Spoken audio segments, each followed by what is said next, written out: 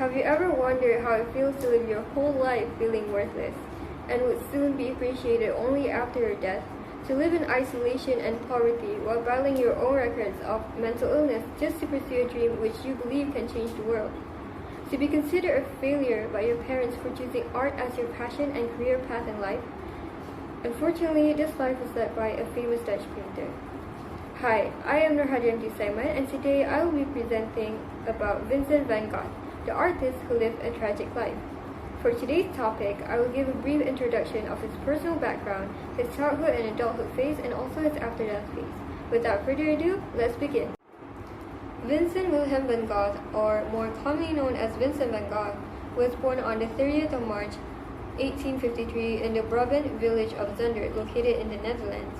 He was the son of Theodorus van Gogh, a Protestant minister for the Dutch Reformed Church, and Anna Cornelia Carpenters, an amateur artist. Although Vincent was not the first child, he was still the eldest among his 6 siblings. Throughout his life, the only family member that was especially close to him was his younger brother, Theodorus van Gogh. Due to the high profile of his family background, the household where Vincent grew up in was quite strict. In addition to that, his mother rarely showed compassion to her children, which affected Vincent's desire to crave for recognition, love, and attention. During his earliest childhood, at age 11, Vincent van Gogh was forced to transfer to a boarding school in Zevenbergen, leaving his school village in Zundert. Although he managed to finish his elementary school, it was said that he never felt happy and would often beg his parents to go back home. However, life must go on, and at age 13, Vincent was sent to a secondary school in Tilburg. Although his academic achievements were quite good, especially in the field of language, he decided to quit school. When he reached the age of 16, his uncle Sen, who was also named Vincent, gave young Vincent van Gogh the opportunity to work as an art dealer trainee in his firm where he worked, called Gogh & C. After completing his apprenticeship phase, Vincent was then transferred to one of the company's branches in London, where he had a chance to learn about famous painters and visit art institutions like the National Gallery and the British Museum. After being transferred to Paris in 1875, Vincent began to learn deeply about his religion and would read the Bible every day. It got to the point where he became too religious, which affected his working environment and caused him to get fired in 1876. After that, Vincent worked a few other jobs, such as being an unpaid school teacher at an all-boys boarding school in Ramsgate, England, and worked for a bookseller in Dordrecht, Netherlands. He was also given the opportunity to further his studies in theology, but because he had no discipline in study, he abandoned the plan in 1878. In the very same year, Vincent approached the Evangelical Church of Belgium, proposing that he would like to preach the religion of Christianity to a poor mining community in Brussels. This offer was accepted, and Vincent was given a comfortable home to live in while serving the community as a lay preacher. Due to his high devotion for his religion, Vincent would go as far as giving up the house for a sick old woman and live with the miners by sharing their burden and poverty. He was then nicknamed the Christ of the coal miners, and this news reached the church ministers, and they were humiliated by Vincent's action, which then resulted to the dismissal of Vincent van Gogh from the church.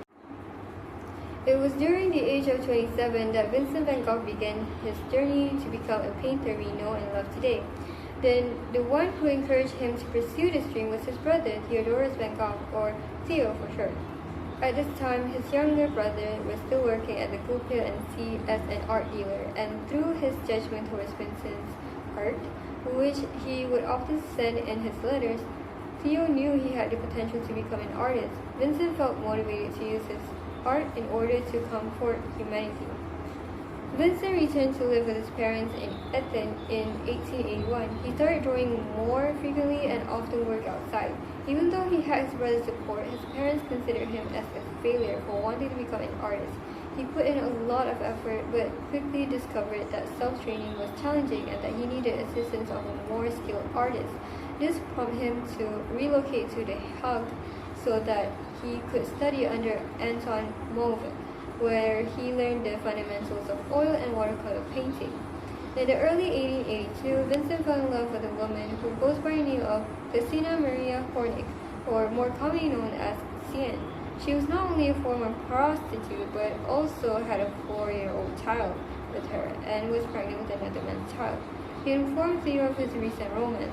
Even though Theo disagreed with Vincent's decision, he nonetheless gave him financial support to help him care for her. He even doubled his monthly allowance.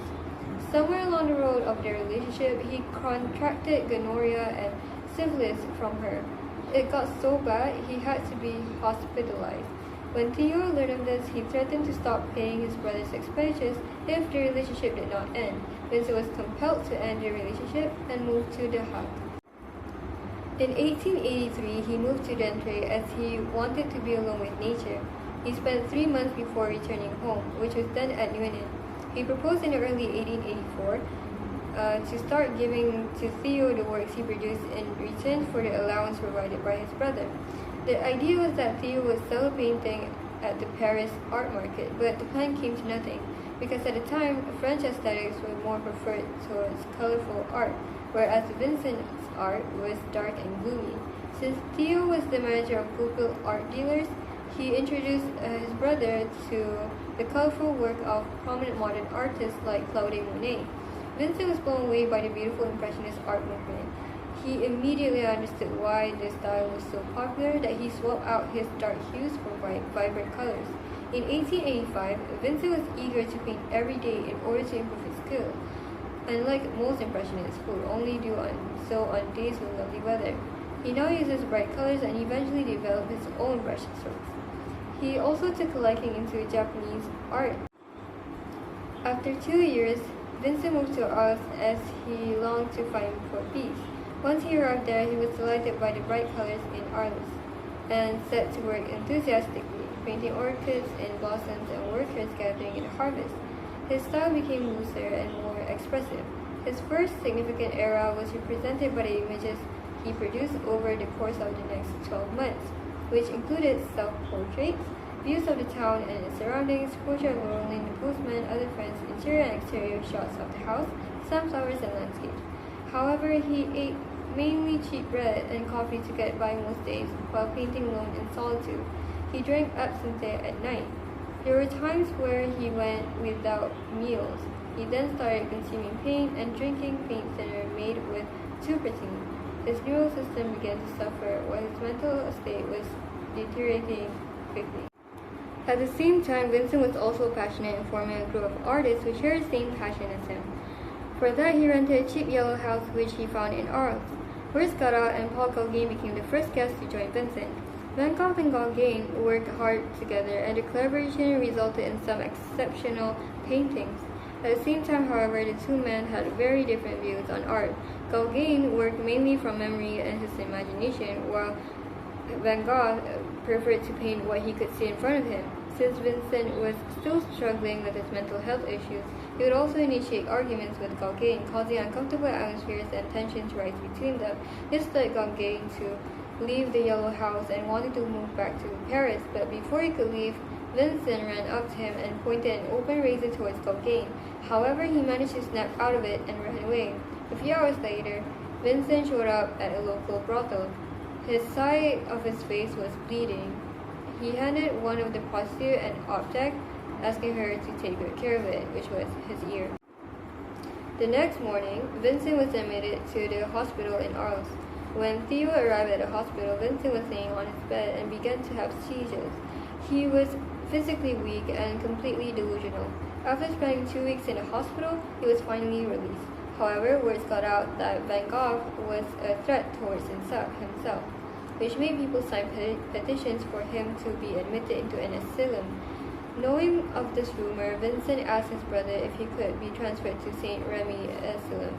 He spent almost 12 months in the asylum, going through rehab, painting sceneries and objects depending on his mood. It has been said that during his stay, Vincent managed to paint 150 paintings. In May 1890, Vincent finally left the mental hospital and resided in Auvers-sur-Oise, where he met a doctor named Paul Gogh. On 27th of July 1890, Vincent received a letter from Theo saying that he was struggling with selling paintings that month. Theo was simply venting, but to Vincent, he felt that he was the burden on the ones he loved most, and that he felt like they would be better off without him.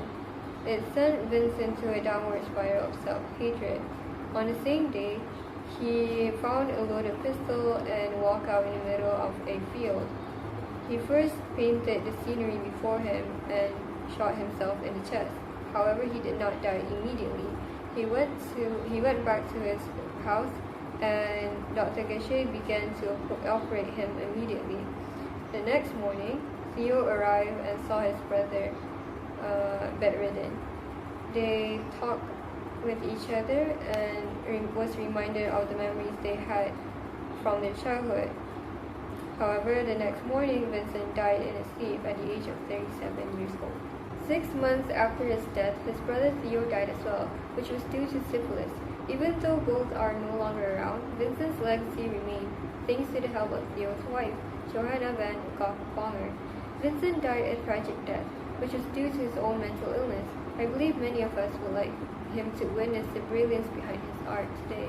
Alas, fate has its own game in life. While we are still alive, let us take a moment to appreciate Vincent's struggle as the most respected painter, not only in his time but also today. That is all for me. Thank you.